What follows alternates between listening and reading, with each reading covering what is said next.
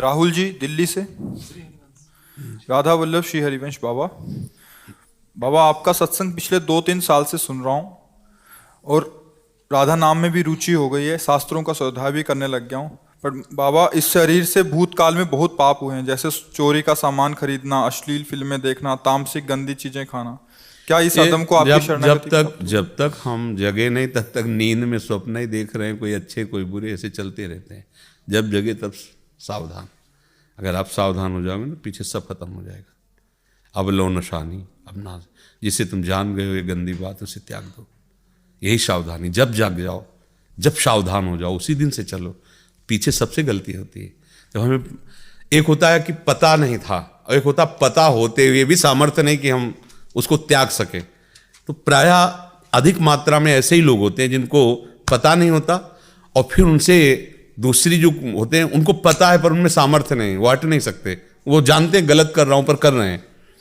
तीसरे ऐसे होते हैं कि जान गए और हटना चाहते हैं और वो प्रयासरत हैं। उसमें आप हो, जान गए हो, अब हटना चाहते हो, प्रयासरत होकर हटा दो।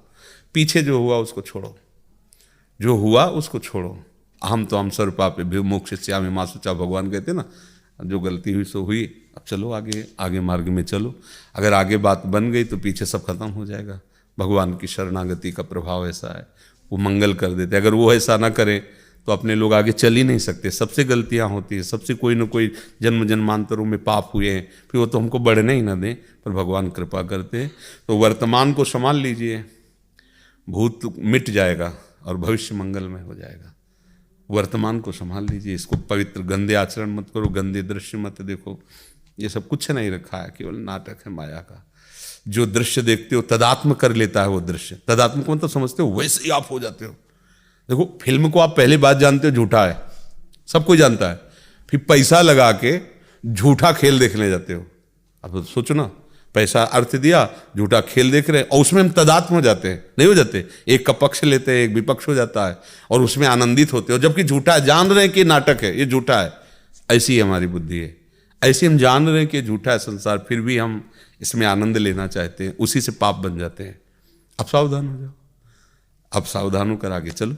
जो गलतियां जानते हो कि नहीं करना चाहिए वो मत करो, आगे भगवान कृपा करेंगे। हरिओम। राधा वल्लभ श्री हरिवंश। गुरुदेव आपके चरणों में दंडवत प्रणाम। गुरुदेव, मेरी एक लड़की के प्रति बहुत आकर्षण है। आपने कहा था कि अपनी हर कामना लाडली लाल के सामने रख देना। मैंने ऐसा ही किया, परंतु इच्छा ना पूरी होती है और ना ही उसका राग नष्ट होता है। उल्टा कई बार भगवत चिंतन के बीच में उसका चिंतन होता है। हमारी बात हो तो हर्ष होता है। अगर माँ से कहे कि हमें संखिया पिला दो तो मैं पिला देगी क्या? तो संख्या तो मांग रहे हो। अनंत जन्मों से भोगते चले आए, अभी भोग की तृष्णा है। अरे मांगते कि लाडली जो आपके चरणों का प्रेम हो जाए, आपका निरंतर भजन हो। क्या मांग रहे हो? कितने दिन उसका शरीर जिएगा, कितने दिन तुम्हारा शरीर जिएगा? ये कोई मांग है? ये कोई मांग है? नारद जी ने कहा मैं ब्याह करना चाहता था, क्यों नहीं ब्याह करने दिया? ठाकुर जी ने कहा जिसको मैं अधिक प्यार करता हूँ तो उसे, जो मेरी माया बाधा पहुँचाती है उससे मैं मुक्त करता हूँ। मैं तुम्हें बहुत प्यार करता हूँ, तुम निरंतर भजन करते हो। यदि मैं तुम्हारा ऐसा संयोग बना देता तो तुम फंस जाते और मुझे भूल जाते तो पता नहीं कितने कल्प मेरी माया में भटकते। आंसू आ गए नारद जी के कि मैं आपकी बात को न समझने के कारण आपको शाप दे दिया, क्योंकि समर्थ भगवान के प्रेमी भक्त हैं। जैसा मैं स्त्री वियोग से दुखित हूँ ऐसा तुम भी हो।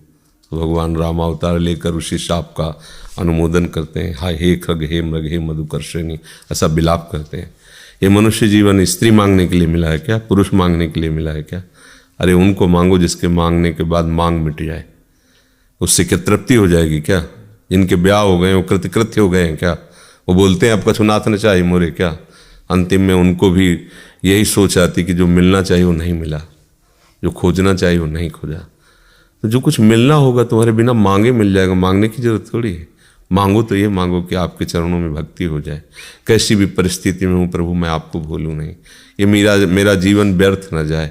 नाथ मैं अपने जीवन को आपके चरणों में समर्पित करता हूँ। आप देख लो, जो अच्छा लगे सो कर देना। जो ऐसा लगे कि मेरा आपसे संबंध हट जाएगा, आपसे भजन कभी पूरा मत करना मेरे मांगने पर भी। ये तो रही बात तुम्हारी, ये क्या बात है कि वो मेरी मांग पूरी नहीं कर रहे हैं? वो सब समझते हैं, वो ज्ञान विज्ञान के समुद्र हैं, उनके आश्रित रहो। राधा राधा राधा, जो होगा वही मंगल होगा, अमंगल हो नहीं सकता, क्योंकि प्रभु मंगल भवन है। राधा राधा राधा, सच्चे मार्ग के पथिक बनो तो संसार अपने आप आपको घेर लेगा। माधव का भजन करो तो माया घेर लेगी, माया का भजन करोगे ना माधव मिलेगी ना माया मिलेगी। ये बहुत चंचल चपल माया भगवान की है। इसलिए जीवन केवल भोगों के लिए नहीं मिला, बहुत जीव भोग रहे हैं, बहुत जन्म भोगे आए हो। अगर नहीं मिलता है तो अहोभाग्य में मिल जाता है तो आपकी लीला, भजन करो गृहस्थी बन करके। नहीं मिलता है तो धैर्यपूर्वक रहो, किसी और की तरफ आंख मत उठाओ, प्रभु की तरफ देखो, क्या व्यवस्था करते हैं, आनंद में रहोगे। समझ रहे हो कि नहीं? शास्त्र संयम से चलते तो कैसे मन की दशा होती। जब तक हमारे माता पिता पास नहीं कर देंगे तब तक हम कैसे किसी को स्वीकार कर सकते हैं। कम से कम उनको ये सौभाग्य तो दो जिन्होंने पैदा किया है, पालन पोषण किया है, तुम्हें दुलार करने के लिए अपने जीवन को मिट्टी में मिला दिया है। उनको ये भी सौभाग्य, तुम ही फाइनल कर लोगे सब। देखो ना आज का समय क्या हो रहा है, तुम कैसे बात कर सकते हो। हाँ ये ठीक है कि आपके माता पिता हमारे माता पिता से मिले, हम भी प्रार्थना करेंगे। यदि हमारा आपका भाव बन रहा है तो माता पिता के चरणों में प्रार्थना करेंगे, दोनों राजी हो जाएंगे। वो बात अब बिना ब्याह के, बिना इन गुरुजनों के आदेश के, तो मुझे लगता है सब फिर बुद्धि भ्रष्ट होने वाली बातें हैं जी। सुरभि जी रांची से। राधा वल्लभ श्री हरिवंश महाराज जी। महाराज जी आपके चरणों में दंडवत प्रणाम। महाराज जी कुसंगति में पढ़ के मेरा मानसिक विषय भोगों में लग गया है और मेरे से बहुत बड़ा मानसिक अपराध बन गया है।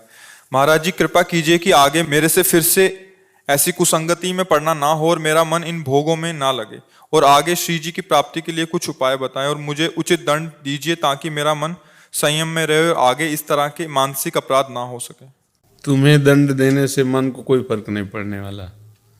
मन को दंड दिया जाए तो सुधर जाएगा। मन को सबसे बड़ा दंड है भगवद स्मरण कराना। एक एक नाम डंडे की तरह प्रहार करता है मन पर, मन को मार देता है। मरा हुआ मन अर्थात निर्विषय मन ही भगवत राज्य में प्रवेश पाता है।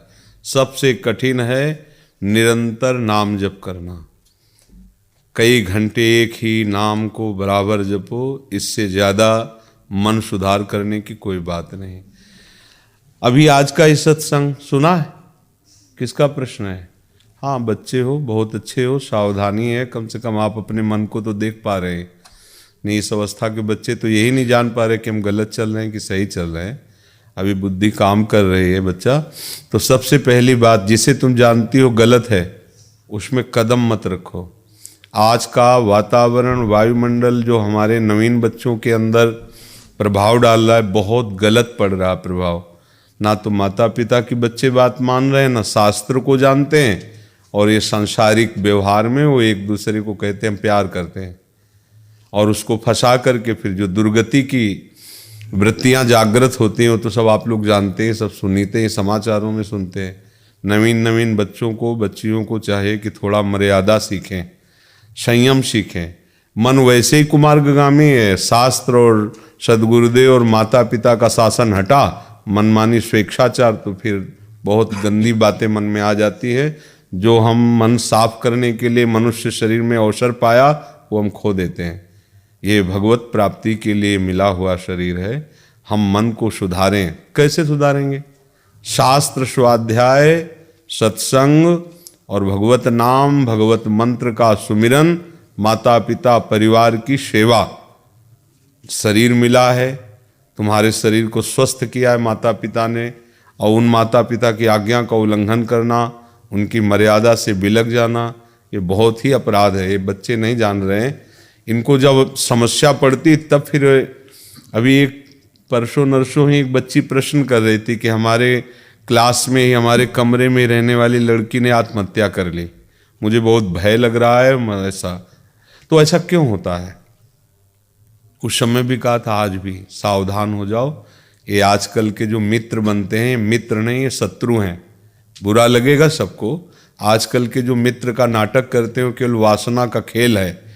मित्र वही है जो कुपथ निवार सुपंथ चलावा, जो अपने सुख का बलिदान करके अपने मित्र को पवित्र उज्जवल मार्ग में चलावे, निर्भय मार्ग में चलावे। वो मित्र थोड़ी है। जो वासना के खेल में फंसाकर हमारा नाश कर दे।